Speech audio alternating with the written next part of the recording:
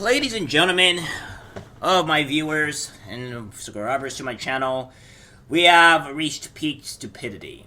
Now, obviously, every time we reach this peak stupidity, somehow we get into a worse peak stupidity, and that is surprising in on itself, because in surpassing the current peak stupidity, it gets surpassed. It's amazing how this actually works, really, honestly.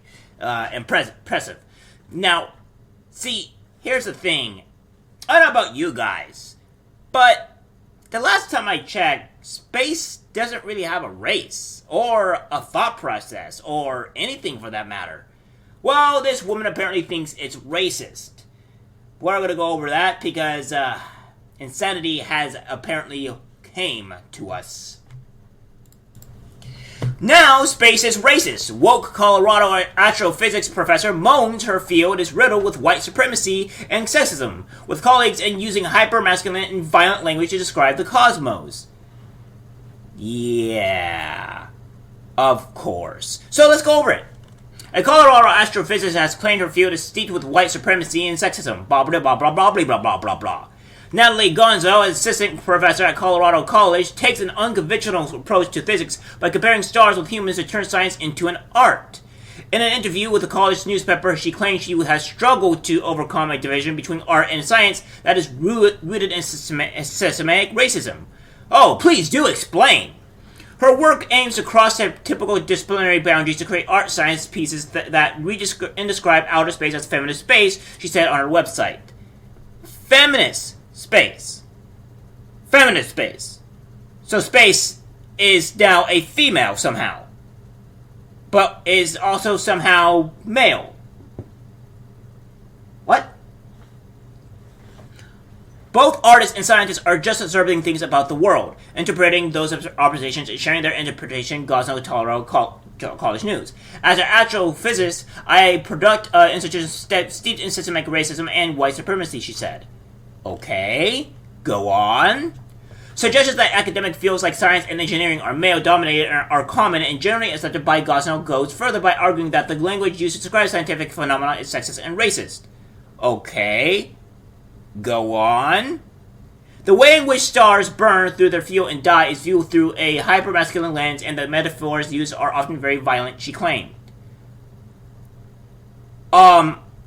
Psychopathic lady, that is how the world works. How our universe works. It's not all of this hyper-masculine BS.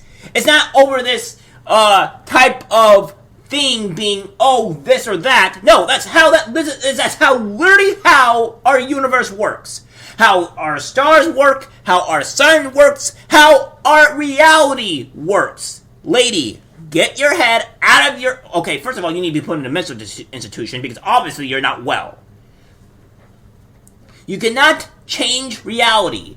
Trying to change reality will screw with things. Like maybe getting people killed. That's the first thing. An example she gave was that stars which take mass from other stars are labeled bad boys, though this does not seem to be a widely used scientific term. Okay, so why does that even remotely matter? She may have been referring to an article written by a popular science journalist, Nancy Atkinson, in 2009, in which Atkinson wrote that blue stragglers which steal mass from companion stars by crashing into their neighbors are stellar bad boys. Much of Gosnell's research is dedicated to understanding blue straggler binary star systems, which often involve one star burning out and merging with another. Okay. Gosnell, who studies binary star systems using telescopes and imaging, has said she tries to combine art and science because the two fields are more similar than people. No, it's not. No, it's not. Art is an imagination, alright? Art can be imagination or it can be truth, okay? That's one thing. But here's the thing.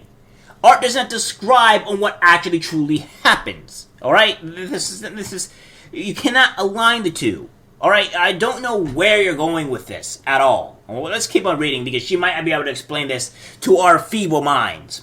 I think because science and art were so separate, then that's how it is. Systematic questions within science, the often chosen metaphors to discuss science are very violent and hypermasculine, she said. Okay, you're not explaining anything. The tenets of white supremacy emerging in figures of individualism and exceptionalism and perfectionism is either or thinking, and there's no subtlety, there's no gray area. That's because there's not really gray area. It's either truth or not truth. That's it. There's no maybe, there's no this, there's either truth or not truth. Maybe you might get into some area to like where some things might be at a potential, maybe this might be things, but that's like more of other things. But there's more for sure fact that this will not happen or this will not work, and that's just reality. Again, you people are trying to change reality, and this is the reason why insanity is good. Oh my god. All this is manifested in the way we think about our research, and what counts as good research, what counts as important research, she said.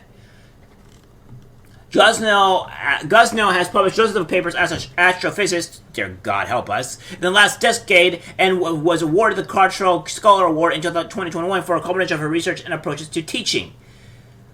And this is where society goes downhill. She's received her master's and PhD in astronomy from the University of Wisconsin-Madison and was offered a postdoctoral fellowship at the University of Texas at Austin.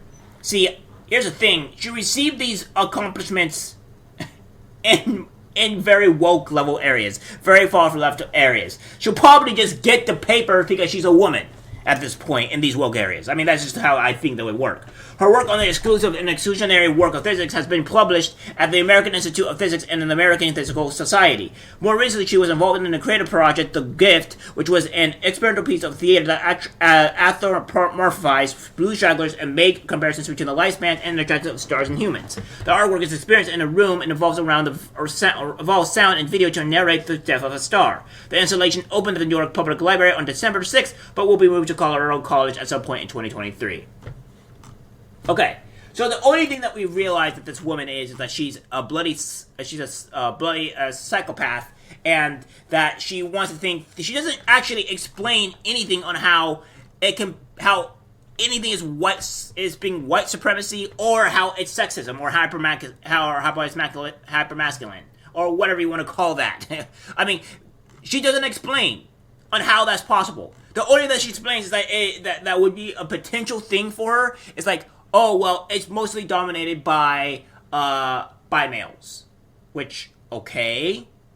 Women are not getting into a lot of this anyways. That's just the way it is. If you want women to get into it, well, then just apply. I mean, that's just the way it is. I mean, of course, we also have some women that say, oh, well, it's too masculine, or it's like, it's so dangerous, or whatever, or what have you, or some stupid trope. No. It's like, it's very competitive, and that's the way it is. Science is competitive. Science is bouncing different ideas against each other and trying to come out with, and critique each other and trying to find solutions to other issues. That's what science is. You do not come there with one ideology and try to think like, oh, well, this is okay. This is how this works. No. You gotta face criticism. You gotta be able to bounce ideas off each other and etc. to see understand how the world works.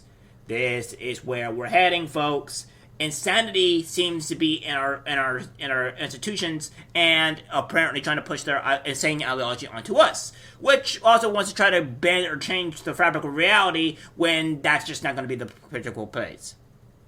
All right, call it what you may, but you can't change the reality of how our universe works or how stars works, etc. Doing so would be very detrimental to the human race and pretty much anything else. Because if you do something wrong that might be considered hypermasculine or whatever, you'll probably end up dead. Because messing with stuff like this can be quite dangerous. Alright guys, that's it for the video. I hope that you didn't suffer as much as I did. Like, share, subscribe, and I'll hopefully see you in the next one. Take care.